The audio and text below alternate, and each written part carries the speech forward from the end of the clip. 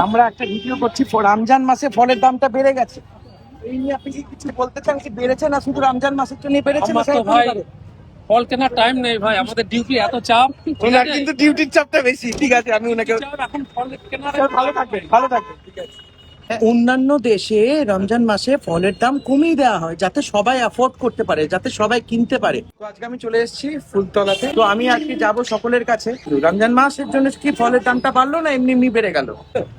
শুধু রমজান মাসের জন্য মানুষকে কিনতেই হবে, কিনতে হবে, খেতে হবে, কিনতেই হবে, রোজা খুলতে হবে, রোজা খুলতেই হবে। শরীরে দরকার। রমজান মাস যেই পড়লো ফলের দামটা বেড়ে গেল। রমজান মাসের জন্য এটা কেন্দ্র। আপনি সৌদি আরব চলে যান, ওইখানে আরো ফ্যাসিলিটি বেড়ে যায়। রমজান মাসের জন্য আরো কমিয়ে দেওয়া হয় দামের পরিমাণ। দেখো, সবারই তো পকেট আর ফুলে থাকে না ধরুন, তো তারা কিভাবে চলবে? তো আমি চলে এসেছি অলরেডি মার্কেটের ভেতরে। মার্কেটের ভেতরে অনেক রকমের ফল আমরা দেখতে পাচ্ছি এখানে। হুট করে তো বেড়ে গেল যা দেখলাম। প্রতি বছর রমজান মাসে এরকম দাম হবে। তো উনিও কিন্তু একই কথা বলেছে, রমজান মাসে কিন্তু এই সেম দামটা বেড়ে যায়, কিন্তু গরিব মানুষরা যাবে কোথায়? সাধারণ বাজারের তুলনায় রমজান মাসে ফলের দাম বেড়ে যায়।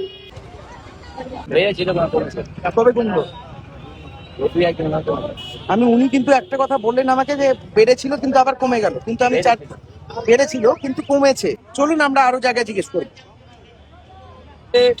বড় বড় মহাজন সব স্টকে রাখে। এই যে রমজান মাসে আমরা ফল কিনে বেচতে পারি না।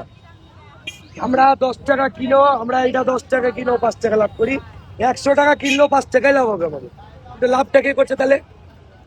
বুঝতে পারি। বড় বড় মহাজনেরা স্টকে রাখে। কিন্তু অন্যান্য দেশে তো রমজান মাসে তো কমে যায় দাম। কমে যায়, আমাদের দেশে ওই রকম নাই। কিন্তু সবাই তো আর অ্যাফোর্ড করতে পারে না। এগুলো দেখা দরকার, এগুলো প্রশাসনকে দেখা উচিত। প্রশাসনকে দেখা উচিত। একদম বড় বড় আড়তে বড় বড় পুলিশ গাড়ি নিয়ে যাবে, আপনি দাম কমে যাবে।